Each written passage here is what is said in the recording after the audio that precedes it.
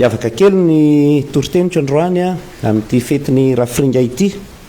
Ny tena izy manko ny toriteny zany avy hatrany dia ny tenin'Andriamanitra izay voalahatra no avy hatrany dia toriana fa hararaotsika mampifandray azy amin'ny ataontsika hoe fitoriana vaovao mahafalina hoe evangelisation. Fa ny tenin'Andriamanitra ihany no anatiny na sy tonga dia reto ny vakiana reto aza no resahana. Ny vanim-potoana ny ainan'ity olo-sambatra frera Raphaël Louis Rafiringa ity dia tany atendro ny fahatongavan'ny misionera mihitsy hoe tonga voalohany ny jesuita moa zany tao Antananarivo. Dia hitanareo fa anisany tamin'ny vanim-potoana fahampanjaka na tongavan'ny finoana tamin'ny andron'ny radama faharoa sy ny nama zany ny katolika no atao hoe nanomboka nahazo laka zany tamin'ny andron'ny moperafina azy. Dia tamin'izay fotoana izay mbola ny afinafina ireo nandray ny finoana katolika. Fa tany amin'ny sekoly izay naorin'ireo misionera no namola volany izy ireo sikelikely no toesain'olona handray ny atao hoe vaovao mahafaly izay. Anisan'ny mpianatra voalohany satria tsy afaka tena handray ny finoana manko rehefa bado, izay zany dia mazava. Dia izay ny antony nanangana ny fiangonana sekoly satria ny saina aloha zany no mila miova sy misokatra izay vao afaka mandray zava-baovao. Dia tany amin'ny sekoly no nianatra ary Victoire Rasomanarivo, tany nianatra Rafiringa. Dia miara-dalana ny saina, miara-dalana amin'izay koa ny fanahy sy ny fo. Ireo zavatra zany tsy misaraka. Dia ny evanjely io manko zany rehefa hoe tena raisina dia tokony hanovantsika amin'izay hoe miala maizina ka miampita amina fahazavana. Izay ihany zany sary ninona asa taon'ny eglizy hoe fampelezam-pinoana fitoriana ny evanjely dia izay zavatra izay ny sary tokony hipetraka hoe miala tamin'ny maizina dia maka amin'ny mazava. Nanalatsika tamin'ny fahefany maizina Andriamanitra ray fa mamindra antsika ao amin'ny fanjakany zanany malala ilay azotsika fanavotana sy famelan-keloka. Dia mba ho tanteraka izay dia tsy azo sarahana ny fanabeazana ny olona manontolo saina vatana fo fanahy ara-piarahamonina koa aza satria izay no manampy azy hahatakatra ny haratsian'ilay maizina sy ny zavatra mirefarefa amin'ny tany mba hanakarany ny zavatra avoavo kokoa le hoe ny any ambony amin'izay toeran'i Kristy. Satria ny fiainana maha-kristianina zany dia tsy manaiky atsika hoe hirefarefa na ara-potom-pisaina io na amin'ny fomba amam-panao na amin'ny fomba hitondrantsika amin'ny fotsika rehefa mirefarefa amin'ny tany dia atao hoe TTF na hoe très très faible zay mbola ambany fa mapakatra atsika. Dia frera Rafiringa rehefa ataoko hoe izy zany nandray ny evanjely aloha nandray ny fahazavana izy le hoe mba hapakatra ny lanjam-panahy ny lanjam-pitiavako sy ny lanjam-pifandraisako sy ny sisa dia ny raisy ny atanana koa ny fampitanana zany hanabeazany ny voaka malagasy satria ny evanjely dia azadiny fa sahala amin'ny ino filaza azy tasy d'huile nandray aho dia tsy ampiny hoe voavonjy aho sy ny akohonako fa ireo manodidina ahy rehetrarehetra ihany koa. Farafaratsiny zany mba hoe ny mpiray tanàna agnamiko koa reto tokony mba mahalala n'ity fivavahana ity fa mampisokasokatra saina, mampisokasokatra fo, mampisokasokatra fanahy. Fa ny azy tena nitariny le izy hoe amin'ny fanabeazana no anisan'ny lalana na resy lahatra ny olo-sambatra Rafiringa hapalaky hampitany izay hoe fanalana ny olona hiala amin'ny maizina izay ho amin'ny mazava. Dia eto ity manko zany anisan'ny be ny mpanoratra zany sy manao teze moa zany ireo vazaha reo hoe manamarina ny fanjanahan-tany hoe ny fanjanahan-tany ane ka raha tsy nisy ho fanjanahan-tany io dia barbarianina ny olona sauvage ka so ihany nisy ny fanjanahan-tany mba nanazava ny olona zany hisokatra amin'ny mazava. Dia marina amin'ny apahany zay fa nodisondra Rafiringa tsy hoe akory rehefa misokatra amin'ny kolosaina vaovao eropeana sy ny fomba mampanao zareo tandrefana indrindra ohatra hoe ny fransay satria ireo ny misionera maro anisa taty dia atao hoe zay no mandrosina zay no mivoatra sy zay ny tena sary tenen'ny evanjely. Ary zay mila vahana mandraka ankehitriny satria anisany mety ho hadison'ny misionera na sitrapony aza dia hoe ny atao hoe mampandroso ny vahoaka dia ny olona lasa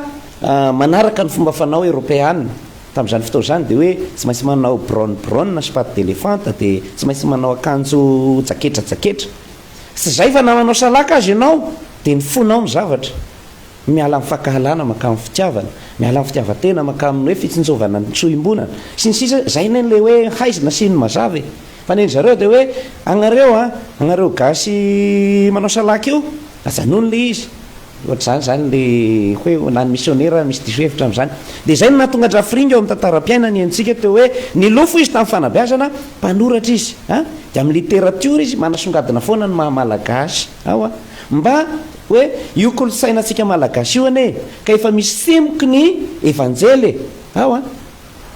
semina verbi zay ny fiteny azy amin'ny teny latina efa misy a semboka ny zavatra amin'ny evanjely fa inona ny anasarana azy de aprosihana zany sika am'izao satria maro any zao miaino ny mpampianatra mpanabe tanora any amin'ny fikambanana masina ny evanjely de tokony hihaona fa sy hisaraka amin'ny efa zavatra efa iainan'ny olona fa sy hoe rehefa miaina ny fiainana andavanandro sy ny fomba mampanao aho a de hoe aho eto gasy de mametraka satroka de mametraka lamba de manao malabary de rehefa any am-piangonana andray aho a de tena tsompotsompo miavaka be fa tokony misy a izay ataontsika hoe fifampitohizana sy fifamenony zay ka adidin'ny mpanabe rehetra zany hoe mahatadidy hoe ny zava-dehibe a amin'ny fampitana ny vaovao mafaly de ny hoe miala amin'ny aizina ve ny olona miala amin'ny zavatra rasirasy kokoa indrindra resaka sotoavina fomba mampanao fomba fisainana fa mandray an'reto zavatra tena ny evanjely reto ohatra fotsiny zao izy moa ny olona sy te hangetaheta fahombiazana amin'ny fiainana hoe mba mahomby de mba misandratra de mba manana ny zaozao manam-pahaizana zay zany ny atao hoe ambition sy ampipo ny akabeazan'ny olona zay ny ampipo ny akabeazan'ny olona rehetrarehetra fa rehefa mifanena zay a amin'ilay ataontsika hoe kolosaina ny vaovao mafaly mazava kokoa de hoe sy rasiny eny manan-kareny sy rasiny eny manam-pahaizany sy rasiny eny manana toerana tsara ny fiarahamoniny le atsony hoe qualification tsara zany fa ny evanjely miteny fotsiny hoe aza de soa hoan'ny tenanao ihany nefa ny tadiavana fa zay mba ilainy namanao koa ary aza de mirehareha fa faty ihany fa anaova ilevigna miaraka amin'ny tomobile anao any am-pasana ohatr'izay zany le kolosainy vao mafaly ary indra miaraka amin'izay le izy de hitanareo sady olombanina le olona miaina ny kolosainy sy ny zavatra efa mahazatra azy ohatra kanefa manana toe-po ara-pinono de zay anisany hoe ndraindray mako sy de voaresaka fa atao fotsiny hoe mpanabe izy mpanabe rano ireto olo-masina mpanabe fa azosika ve ny zavatra nitolomany ny andrafiringa de zay hoe eo le kolosaina malagasy fa asandratra hisokatra amin'ny sarasara kokoa hifanaraka amin'ny vaovao mafaly ity resaka fampifandraisana ny evanjely sy ny kolosainy tia le lazaina hoe inculturation de tsy fotsiny hoe io ny kolosaina de ohatra tany ravo arakodrakotra azy fotsiny hoe rehefa manao famadina de mba solamesa kanefa ohatra hitanareo zany zay le hoe tany ravina veriny fotsiny le izy tsy mbola ampy atao inculturation zany fa le hoe evanjely inona miditra ao amin'ilay kolosaina zay zany anabeazana ny olona de hoe fihavanana neny atao hoe famadihany ka ireo olonareo ve tena miady sa manao io aza sao de mody mifankaty eo de sinalamesa eo fa rehefa aveo manao calcule ny miditra sy mivoaka hoe anagnako tany mba raika ny lovalah tonga de anjarako fa ao niatoka be tamin'ny fasagna hitanareo amin'izay le izy tsy tafiditra any anatin'izy hoe tena le fankatiavana hoe tena piraita-po isika mifanavitra mifanampy zay isaoranary a izay vitany frère Rafiringa fa mbola tsy ampy satria fantatsika fa mbola be ny zavatra maizina mbola sy tena voakasiky ny evanjely eto amintsika na de 50 am'zato taona aza ny finoana eto ambositra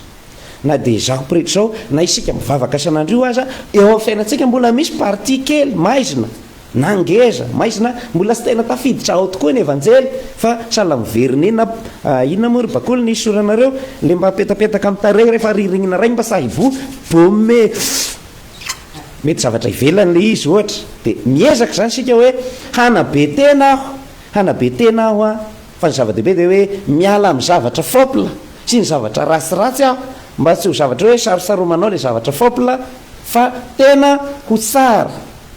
eto misy zavatra mba tadidiky fomba nanaovako méditation tamin'ny herinandro hoe tsy ampiny hoe fotsiny a ianao a lumière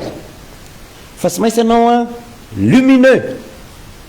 mamirapiratra be Rafiringa mato miravaka le anarana hoe zao a olo sambatra zany izy tsy nirere am'izany fa sika ny papa nametraka azy hoe agnao re Rafiringa no ny ompitondratena sy ny modely napetraka ao ny ainanao ny finoana de agnao a olo sambatra ianao tsy nahitana lesoko amin'ny fiainanao fa modely azo alay tahaka nandalo vénérable mempo atsaina izy a de rehefa teo tena hita nanao fahagagana de olo sambatra ary vavaka sika olo masina azy teo de koa tsika namirapiratra izy tamin'ny fanabeazana lasa lianina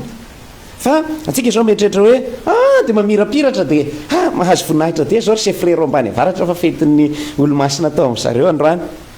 sy ampiny hoe fosiny anao lumière mamiratra fa lumineux zany hoe le zavatra ataonao tena mazava ohatrany masoandro dia miteraka fahazavana ko an'lay olona manodidina anao dia ny Afrika nisy an'izay azay ny ankalazatsika amin'ny fetiny mba hoe le tara-pahazavany zavatra nataon'ny Rafringa sy nampianariny koa ala isika tahaka dia rehefa avy koa isika manazava ny manodidina antsika engany ny vavaka ataon'ny olo-tsambatra frera Louis Rafringa hanampy antsika farany satria mba mikatroko amin'ny fanabeazana ihany ny tena aporsihana indrindra isika any amin'ny sekoly katolika rehetra any mba handray io zavatra io hoe tena manampy ny olona tokoa ve hiala amina karazana zavatra maizina fa sy fotsiny io faly amin'ny fahombiazana amin'ny resaka noty lauréat prime fa tena hoe miova ny fisainan'ny olona makamina fisainana tsara kokoa ny fomba mampanao ny olona miala amin'le hoe fomba mahazatra fotsiny fa mampifanandrify azy amin'izay tory ny evanjely